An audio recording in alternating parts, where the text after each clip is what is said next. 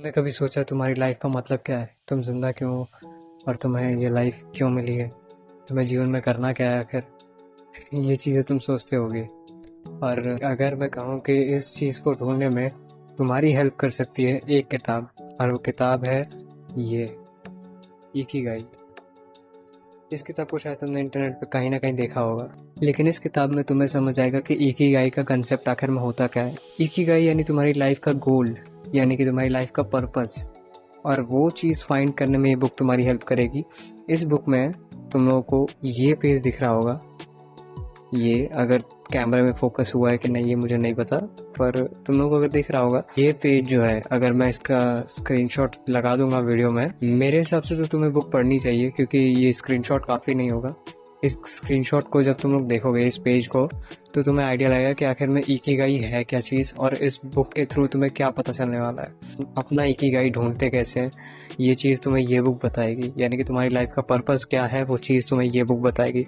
और मेरे हिसाब से तो टीनेजर्स को ये बुक ज़रूर पढ़नी चाहिए। इसीलिए शायद ये बुक इतनी ओवर रेटेड हो रखी है, क्योंकि सच में ये एक वैल्यूएबल किताब है।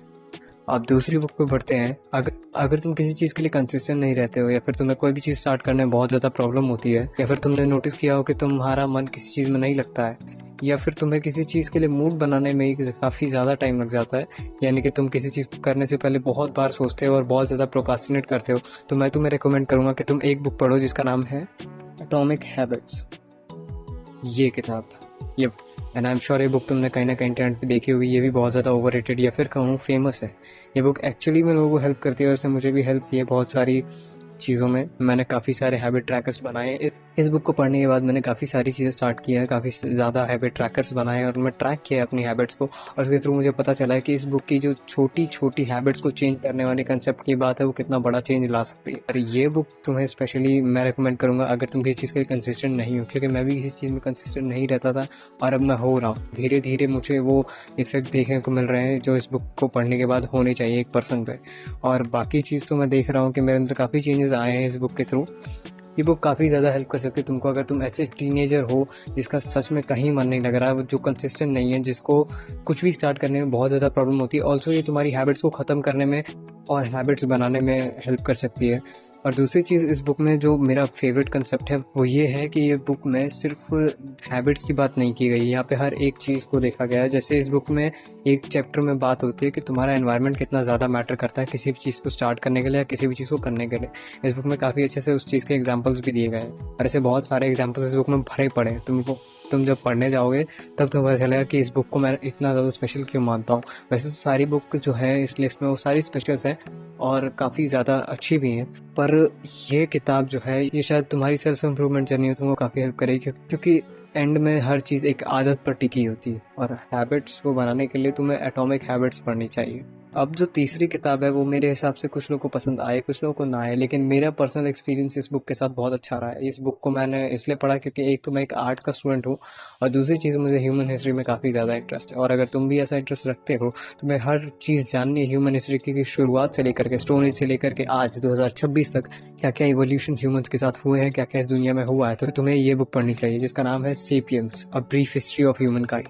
ये किताब काफ़ी ज़्यादा बड़ी और मोटी है इन सब से, क्योंकि इस किताब में तुम समझ सकते हो, इस किताब में पूरी ह्यूमन हिस्ट्री है अभी तक की। तो इस हिसाब से इस किताब का इतना ज़्यादा बड़ा होना ये नॉर्मल चीज़ है। इस बुक में काफ़ी सारे चैप्टर हैं। ये बुक स्टोन एज से लेकर के अभी तक की चीज़ों को कवर करती है। इस बुक में तुम्हें हर एक चीज़ देखने को मिलेगी, हर एक रिलीजन की बात, हर एक रिलीजन की हिस्ट्री की बात, हर एक एरा की बात, हर एक हिस्टोरिकल कैरेक्टर की बात, चाहे वो हिटलर हो, चाहे वो महात्मा बुद्ध हो, चाहे वो कृष्ण हो, कोई भी हो, हर एक कैरेक्टर की बात इसमें कही गई है। और ये बुक काफ़ी ज़्यादा अच्छी है अगर तुम एक आर्ट्स के स्टूडेंट हो। अगर तुम एक आर्ट्स के स्टूडेंट हो जिसे हिस्ट्री नहीं पसंद, तो तुम्हें इस बुक को पढ़ना चाहिए। आई एम प्रीटी श्योर कि तुम्हारा इंटरेस्ट हिस्ट्री में ज़रूर आएगा इस बुक को पढ़ने के बाद, क्योंकि ये बुक काफ़ी ज़्यादा इंटरेस्टिंग है। इसमें तुम काफ़ी सारे एम्पायर्स के बारे में पढ़ोगे, नेपोलियन, चंद्रगुप्त मौर्य, विक्रमादित्य, सब कुछ है इस किताब में। और अगर तुम इसको पढ़ते हो एज अ आर्ट स्टूडेंट, तो ये बुक तुम्हारी काफ़ी हेल्प कर सकती है। एंड आई थिंक तुम्हें इसके बारे में अपने हिस्ट्री टीचर से बात करनी चाहिए, क्योंकि मेरे को लगता है अगर उन्होंने पढ़ी होगी तो तुम्हें ये बुक ज़रूर रिकमेंड करेंगे। वैसे तो इंडियन टीचर्स ऐसे होते नहीं है, लेकिन फिर भी मैं रिकमेंड कर रहा हूँ तुमको कि एक बार पूछ के बात करके देखो। अब लास्ट जो चीज है उसे मैंने लास्ट में क्यों रखा, इसका एक रीजन है। अब लास्ट किताब की मैं बात करने से पहले तुम्हें एक चीज बताऊंगा कि टीनेज में तुम्हें हर चीज करनी होती है, लेकिन अगर तुम टीनेज की बात का देखो तो एंड में तुम्हारा एक मेन गोल होता है, वो है ज्यादा पैसे कैसे बनाओगे। और पैसे बनाने के लिए अगर तुम अभी से अपने माइंड को प्रिपेयर नहीं करोगे तो मैं श्योर हूँ कि तुम कभी जिंदगी में पैसे कमा ही नहीं पाओगे। तुम्हें आइडिया ही नहीं है कि पैसे बनते कैसे हैं, तुम्हें आइडिया ही नहीं है कि पैसे संभालते कैसे हैं। तो उसके लिए तुम्हें ये किताब पढ़नी चाहिए जिसका नाम है द साइकोलॉजी ऑफ मनी। ये किताब वैसे तो मुझे इतनी कुछ खास पसंद नहीं है, लेकिन इतनी बुरी भी नहीं है। इस किताब का कवर एक बार तुम लोग देख लो, तुमने इसे भी कहीं ना कहीं देखा होगा। ये किताब बहुत ज्यादा अच्छी है, पर इसमें इतनी वैल्यूएबल चीजें नहीं है पैसे को लेकर के। तुम इसे पढ़ सकते हो अगर तुम्हें कुछ भी आइडिया नहीं है पैसे के बारे में कि पैसा कैसे काम करता है।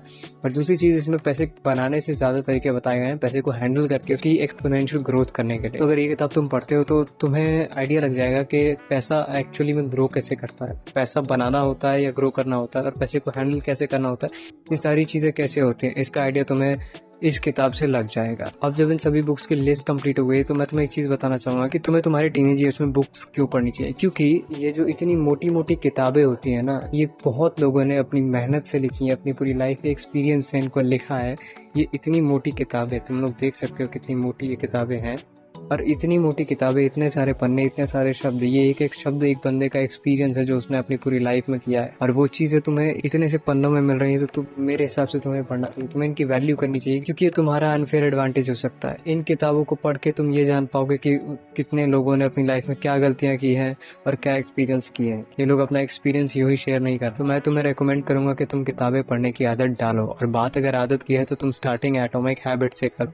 ये किताब तुम्हें हेल्प करेगी। अब इस वीडियो को मैं यही पर एंड करता हूँ, एंड आई होप कि आज की इस वीडियो में तुम्हें कोई वैल्यू मिली हो, क्योंकि मैं हर बार यही कहता हूँ कि मुझे नहीं पता इस वीडियो में वैल्यू मिलेगी या नहीं, पर मुझे लगता है इस बार कि मैंने कुछ ढंग का कंटेंट बनाया है। तो अगर तुम्हें पसंद आया तो प्लीज इस चैनल को सब्सक्राइब करना और इस वीडियो को एक लाइक देना अगर तुम्हें वीडियो सच में पसंद आई हो तो, वरना फिर कमेंट में अपने रिव्यूज बताना कि किस तरह की ये वीडियो तुम्हें लगी है, और अगर तुमने बुक्स पढ़ी है तो तुम्हारा इनके साथ एक्सपीरियंस कैसा रहा है। बाय।